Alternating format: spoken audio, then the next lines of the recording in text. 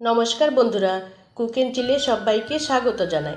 আজ নিয়ে এসেছি পালং শাকের দারুণ সুস্বাদু নিরামিষ একটা রেসিপি। আজ রান্না করব পালং শাকের ঘন্ট বা চচ্চড়ি। পালং শাক এইভাবে একবার রান্না করে খেয়ে দেখুন, গরম ভাতে খেতে অনবদ্য লাগে।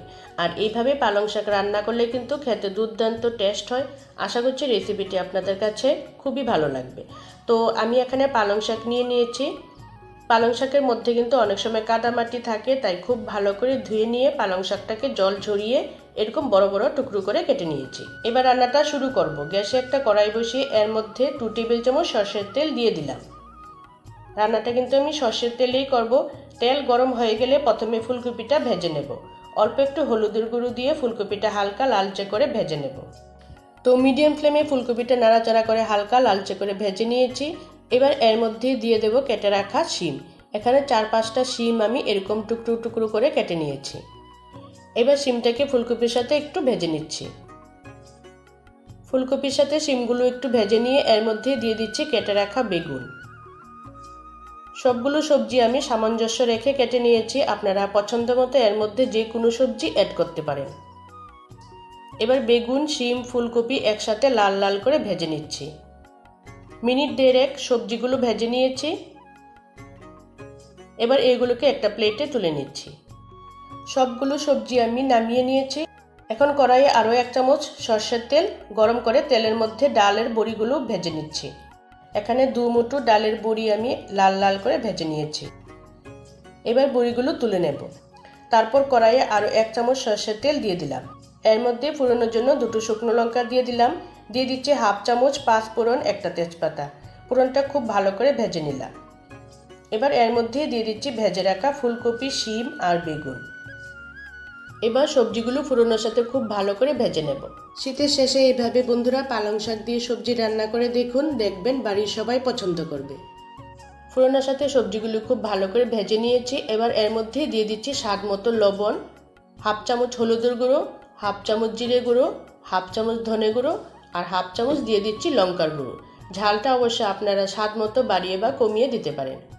এবার মশলার সাথে সবজিগুলো খুব ভালো করে কষিয়ে নেব। প্রায় 2 মিনিট মিডিয়াম ফ্লেমে সবজিগুলো মশলার সাথে কষিয়ে নিয়েছি। এবার এর মধ্যে দিয়ে দিচ্ছি কেটে রাখা পালং শাক। যেহেতু শাক থেকে অনেকটা জল বেরোবে, তাই এখন কোনো রকম জল আমি এর মধ্যে অ্যাড করব না। এবার একটা ঢাকনা দিয়ে আরও 2 মিনিট রান্নাটা করে নেব।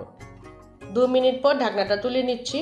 দেখুন বন্ধুরা, শাক থেকে অনেকটা জল বেরিয়ে শাকটা কিন্তু বেশ নরম হয়ে গেছে।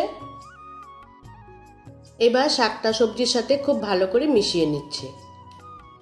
শাকটা সবজির সাথে মিশিয়ে নিয়ে দেখিয়ে দিচ্ছি সবজিগুলো দেখুন বেশ সেদ্ধ হয়ে গেছে। ফুলকপি, বেগুন আর শিম ভালো মতো কিন্তু সেদ্ধ হয়ে গেছে। এবার নাড়াচাড়া করে এর মধ্যে দিয়ে দেব 3-4টা চেরা কাঁচা লঙ্কা আর দিয়ে দেব ভেজে রাখা ডালের বড়ি। হাত দিয়ে বড়িগুলো ভেঙে দিয়ে দিচ্ছি। তাতে কিন্তু সবজির সাথে বড়িগুলো খুব ভালো মতো মিশে যাবে। এবার সমস্ত কিছু নাড়াচাড়া করে মিশিয়ে নিয়ে এর মধ্যে অল্প একটু জল দিয়ে দেব। এই যেমন 1/2 কাপের মতো জল এর মধ্যে দিয়ে ঢেকে আবারও 2 মিনিট রান্নাটা করে নেব। এতে কিন্তু সবজি আর বড়ি খুব ভালো মতো সেদ্ধ হয়ে যাবে। 2 মিনিট পর ঢাকনাটা তুলে সবকিছু আরও একবার মিশিয়ে নিচ্ছি। এবার এর মধ্যে দিয়ে দিচ্ছি অল্প একটু চিনি। যেহেতু নিরামিষ রান্না তাই একটুখানি চিনি দিলাম। নাড়াচাড়া করে চিনিটা মিশিয়ে নিচ্ছি। এবার নামানোর আগে এর মধ্যে দিয়ে দিচ্ছি 1 চামচ কাঁচা সরষের তেল। এই কাঁচা সরষের তেলের ফ্লেভারটা কিন্তু এর মধ্যে দারুণ টেস্ট লাগে। বাস, এবার সব কিছু মিশিয়ে নিলে তৈরি আমার সবজি দিয়ে পালং শাকের ঘন্ট। গরম ভাতের সাথে একবার এইভাবে রান্না করে খেয়ে দেখুন বন্ধুরা, এটা দিয়েই পুরো ভাত খেয়ে নিতে পারবেন। তো বন্ধুরা, আজকের ভিডিওটি ভালো লাগুক বা না লাগুক কমেন্টস করে জানাবেন। আর ভালো লাগলে একটা লাইক করে চ্যানেলটা সাবস্ক্রাইব করে আমার পাশে থাকবেন। যারা শেষ পর্যন্ত ভিডিওটি দেখলেন তাদেরকে অসংখ্য ধন্যবাদ। আজ এই অবধি, দেখা হবে নতুন আরেকটি ভিডিওর সাথে। সবাই সুস্থ থাকবেন, ভালো থাকবেন।